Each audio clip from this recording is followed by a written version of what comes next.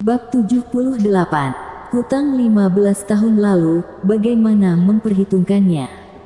Semua keluarga Chen sudah tercengang. Tokoh kedua mereka sudah mati begitu saja.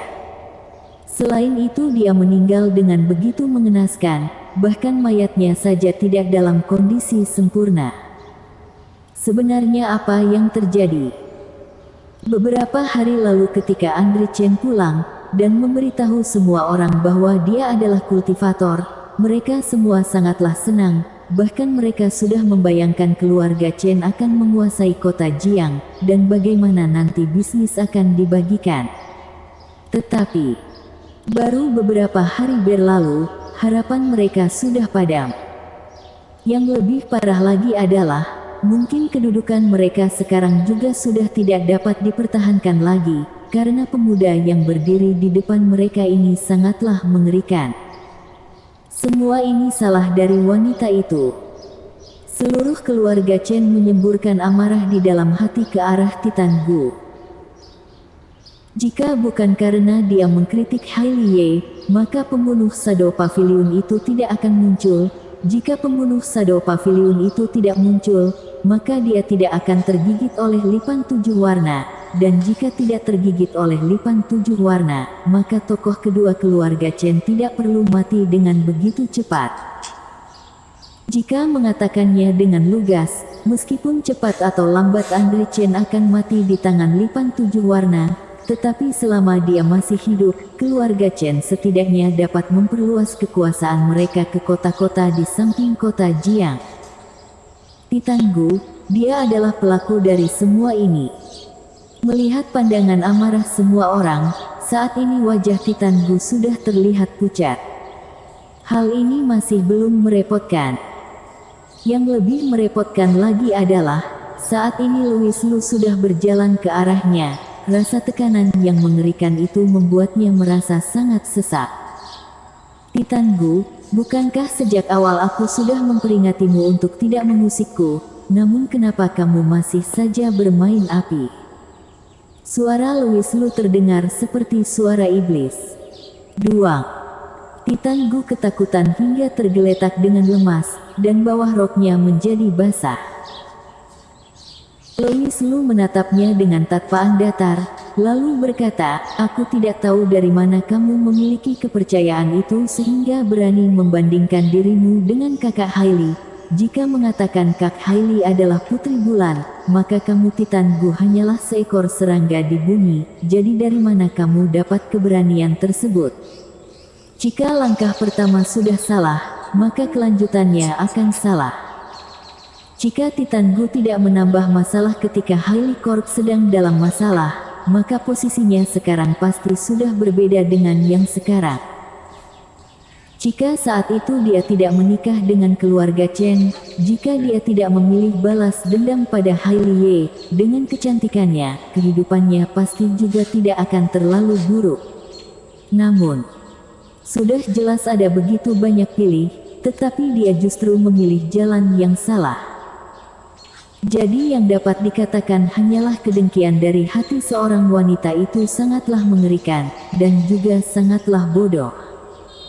Aku mohon padamu, jangan bicarakan lagi.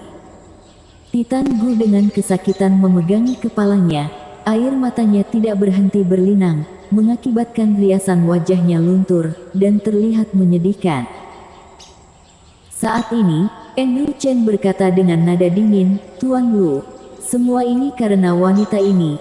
Sekarang aku umumkan untuk mengeluarkan wanita ini dari keluarga Chen, dan kami akan membiarkan Tuan Lu mengurusinya. Dikeluarkan dari keluarga Chen. Tubuh Titan Gu tersentak, dia mengangkat kepalanya dengan terkejut, kemudian dengan tatapan yang sedih memandangi seluruh orang dari keluarga Chen. Andrew Chen, Giring Chen, dan juga suaminya Angko Chen. Ekspresi semua orang terlihat dingin, bahkan dapat dikatakan jijik padanya, dapat dilihat mereka sudah memutus hubungan dengannya. Apakah ini yang dimaksud betapa tidak berhatinya keluarga bangsawan? Hati Titan Gu yang saat ini hanya dapat dideskripsikan dengan kata dingin dan putus asa. Terutama istrinya Angko Chen. Ketika kemarin malam mereka berdua sedang bermain di atas kasur, Angko Chen berkata dia akan membuat ia melayang dengan teknik mulutnya. Siapa yang sangka? Masih belum 1 hari, sifat dari Angko Chen sudah berubah 180 derajat, dia seperti telah menjadi orang asing. Pukulan seperti ini lebih berat dari ucapan yang Louis Lu katakan padanya tadi. Hahaha, semua ini adalah kesalahan aku seorang, hanya aku seorang, aku benar-benar konyol, huhuhu. Titan Gu tertawa dengan sedih, awalnya dia tertawa, namun kemudian dia menangis, dan pada akhirnya orang lain juga tidak tahu dia sedang menangis atau sedang tertawa. Titan Gu sudah menggila. Melihat dia berlari keluar dari kediaman keluarga Chen seperti orang gila, Louis Lu menghela nafas. Sejak awal tahu, untuk apa melakukan itu sebelumnya? Sekarang putraku sudah mati, Titan Gu juga sudah menggila, kalian puas bukan? Untuk apa kalian masih di sini? Giring Chen memandangi Raja Jiang Selatan dan yang lainnya, lalu berkata dengan suara yang serak. Leo dan yang lainnya tidak bersuara, mereka hanya menoleh ke arah Louis Lu saja. Beberapa saat kemudian, Louis Lu berkata, hutang hari ini sudah selesai, namun hutang 15 tahun lalu, apakah kalian keluarga Chen telah melupakannya?